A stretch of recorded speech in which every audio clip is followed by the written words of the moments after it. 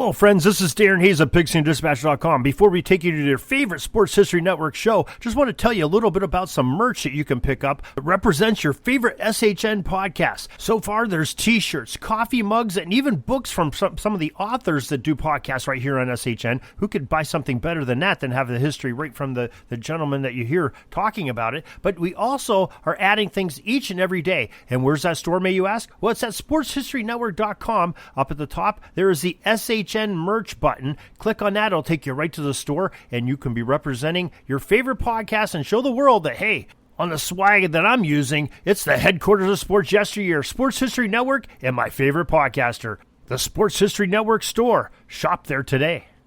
This podcast is part of the Sports History Network, your headquarters for the yesteryear of your favorite sport. You can learn more at sportshistorynetwork.com. Sal and I was a syndicated comedy variety show featuring the 50s-style rock and roll group of the same name. My younger brother and I weren't into doo-wop music per se, but we watched Sal and I every night because we liked the comedy sketches and the show's nightly closing song, "Good night, sweetheart, good night." Sometimes, I think my brother and I sat through the whole show just to see that one final number. It was quite touching to see the entire cast singing goodbye to us, as if that was their last show. Sal and I was on TV for 4 years, and it's really not surprising the show lasted as long as it did. The 70s were awash with 1950s nostalgia. George Lucas's American Graffiti was a big hit at the box office in 1973, paving the way for movies like Grease and Animal House and TV shows like Laverne and Shirley and Happy Days. The 50s nostalgia served as a kind of soothing balm for a nation just beginning to heal from the pain of the Vietnam War. The 50s became the good old days, a seemingly carefree time of innocence and peace and relative prosperity, even though there was just as much war, poverty, and crime as there had been during any other era. It just looked a lot better in that rose-colored rearview mirror we call nostalgia. It's funny how people can be nostalgic for a time they've never known. There's an actual term for this kind of nostalgia, and it's called anemoia. This surely must have been what my brother and I were feeling, but didn't know or care enough to name. Begging my mother for a leather jacket, just like the one Fonzie wore in Happy Days, was a regular thing in our household. Just like squeezing big dabs of our father's Brill cream into our hair and slicking it back until it achieved that perfect wet and shiny greaser look was also a thing right after every Sal and I episode. Our poor dad was spending a fortune on Brill cream, but we didn't care, as long as we looked like our faux 50s heroes. Along the way, my brother and I grew fond of the real 50s heroes like James Dean, Buddy Holly, and Elvis. Biopics about Buddy Holly and Elvis were always on TV during the 70s, and I practically watched them all. Among them, my two favorites were the Buddy Holly story, starring Gary Busey, and 1979's Elvis, starring Kurt Russell. One particular scene in the Elvis movie stood out for me, and the way I remember it, the scene happened at the beginning of the movie. It was a scene in which Elvis aims a gun at his TV and shoots a hole right through it. This was a side of Elvis I had never seen before. He was dark and foreboding, and a far cry from the Elvis in the Elvis and Hawaii movies. That Elvis walked around with a ukulele. The Kurt Russell Elvis walked around with a Colt .45 pistol. Watching Elvis shoot out his TV got me thinking about what else this guy was capable of. If he could shoot out his 25-inch RCA TV while Robert Goulet was singing on television one night, what else could he do? This guy was a lot crazier than I or a lot of people had ever imagined. As a spokesman for Elvis's home and museum, Graceland, in Memphis, Tennessee, once explained to the Associated Press in 2006, "There was nothing Elvis had against Robert Goulet. They were friends, but Elvis just shot out things on a random basis. Was Elvis capable of smashing a guitar across someone's back? If Elvis couldn't do it, there was definitely one man who could, the Honkytonk Man. To hear Roy Wayne Farris tell it on the YouTube show Stories with Briscoe and Bradshaw, the Honkytonk Man, derived from Johnny Horton's song of the same name, was originally based on Dwayne Schneider, the cocky building superintendent on the TV show One Day at a Time. With his slimy black hair and pencil-thin mustache and ever-present tool belt, the wisecracking Schneider had a kind of sleazy vibe to him Roy Wayne Farris used as the underpinning of a great heel.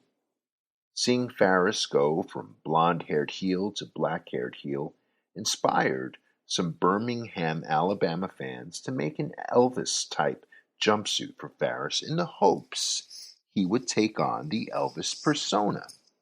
Farris, who was reluctant to adopt an Elvis-like role, eventually gave in when a wise promoter named Robert Fuller saw the jumpsuit, liked it, and added a guitar to the Honkytonk Man repertoire. A few nights later, the Honkytonk Man smashed that same guitar across an opponent's back. The fans hated him for it, and a star was born. Thing was, another wise promoter named Vince McMahon liked the Honkytonk Man get-up too. Having lured Farris to the WWF, McMahon told Farris he wanted the Honkytonk Man to be a good guy, a face. As Farris tells it, McMahon saw kids wearing honky-tonk jumpsuits, sunglasses, and little toy guitars. As these visions of merchandising danced in McMahon's head, Farris conveyed his reluctance to his new boss. He'd always been a heel. He didn't know anything about being a face. But the push to make Honkytonk Man a kind of second-tier Hulk Hogan went forward anyway. Farris did his best to win the crowds over, but everywhere he went, the fans rejected him. Even the heels wrestling Farris were worried about losing their bad guy heat to Farris. Fans were cheering for the likes of Don Morocco and Iron Mike Sharp any time they were beating on the Honky-Tonk Man. Things couldn't go on like this. Something had to give. Eventually, the plug got pulled, and the will of the fans went out. The Honky-Tonk Man went on to talk about what a great singer and dancer he was, how he was the greatest rock star the world ever did see, and etc. Finally, the fans could hate the Honky-Tonk Man proper. I don't know if it was the anemoia I mentioned earlier or my affinity for the darker side of Elvis, but I became an instant fan of the Honky-Tonk Man when he turned heel.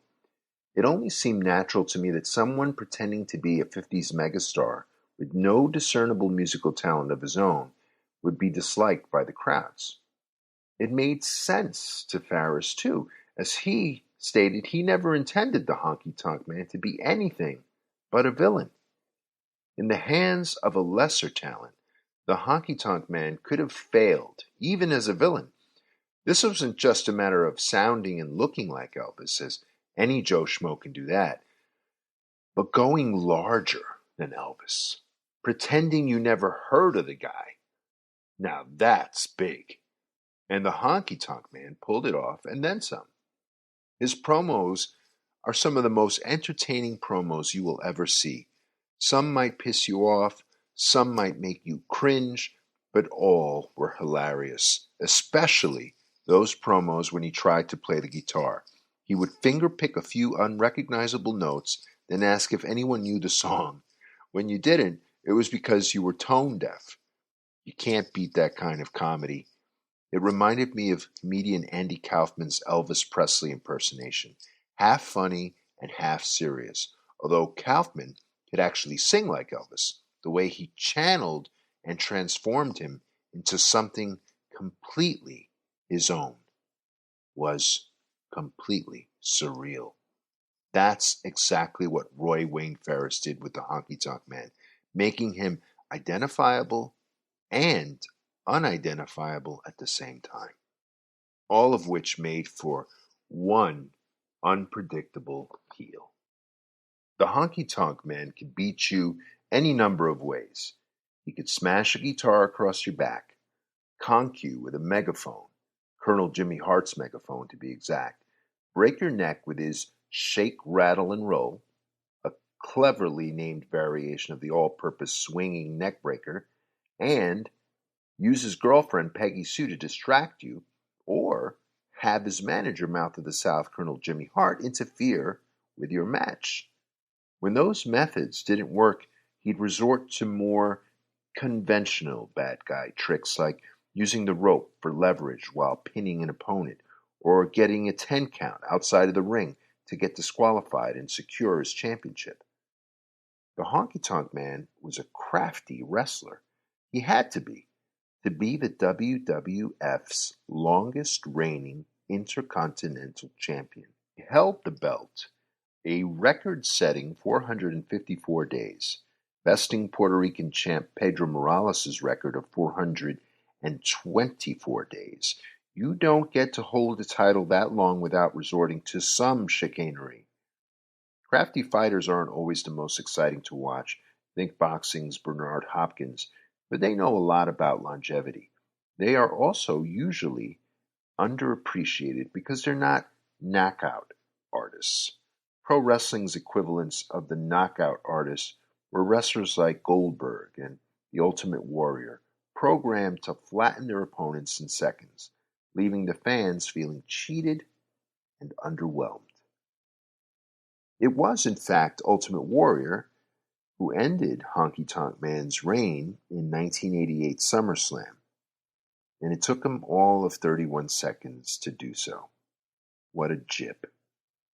And what a discredit to the Honkytonk Man's impressive record. A hard-won victory would have been so much more memorable. But somebody at the WWF was champing at the bit to have some gold around the Warrior's waist. They were willing to sacrifice anything, especially quality. The Honkytonk Man was inducted into the WWE Wrestling Hall of Fame in 2019, the same year as the Ultimate Warrior, but Warrior was not in Roy Wayne Farris's league. The Honkytonk Man was a talented wrestler who could wrestle with the best of them. His matches with Ricky the Dragon Steamboat were classics. My best friend Sal and I saw those two wrestling in Madison Square Garden in the summer of 1987, and I want to say, and here's where my memory gets wobbly, that we saw the Intercontinental Championship change hands that night as Honkytonk Man beat Steamboat for the belt. I remember Sal rooting for Steamboat and me cheering on the Honkytonk Man in a seesaw match that had everyone at the Garden on their feet that night.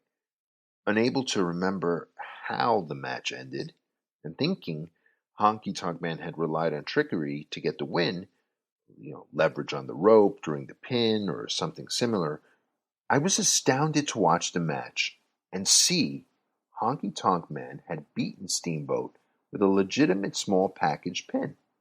Yes, there was plenty of ringside interference from Jimmy Hart and his megaphone, but the pin itself was indeed legitimate. Where would my memory be without YouTube? Honkytonk Man returned to the ring and thanked the fans for his victory, doing his best Elvis-y, rubbing salt in the wound when he said, "This belt belongs to you." Now that's the way to get some heat. As much as I like the Honkytonk Man, I never felt inspired to slick my hair back with Brill cream or grow long pork chop sideburns. That 50s phase of my childhood ended with Sha-Na-Na, and yet there still exists in me a yearning for a better place, a better time, like it does in many of us, I imagine.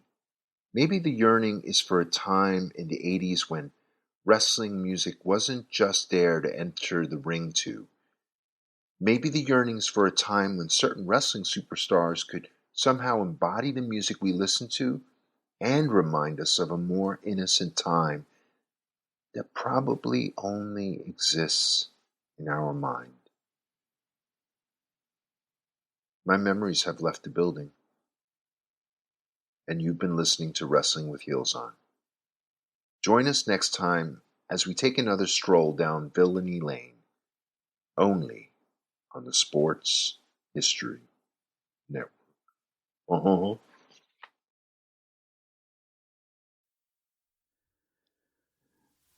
This podcast is part of the Sports History Network, your headquarters for the yesteryear of your favorite sport. You can learn more at sportshistorynetwork.com. Hi, everybody. Dan and Andrew from Hello Old Sports here. We wanted to drop in and let you know about our latest episode.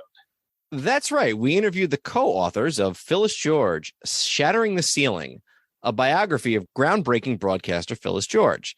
And her life is really sort of a journey through 20th century America, from Miss America pageants to the Kentucky State House to the groundbreaking NFL Today show on CBS, even the Kentucky Colonels of the old ABA. We got into all sorts of stories about the Celtics under Red Auerbach, about the interview with Roger Staubach, about really all sorts of things, a fight between Brent Musburger and Jimmy the Greek. We really enjoyed talking with Lenny Shulman and Paul Volpone, who teamed up to write this book. The book is on sale right now, wherever books are sold. Within reason. Garage sales, probably not. So go ahead and pick up a copy today. And if you want a chance to win the book, you can go to sportshistorynetwork.com/giveaways and register for a chance to win. Goodbye, old sports.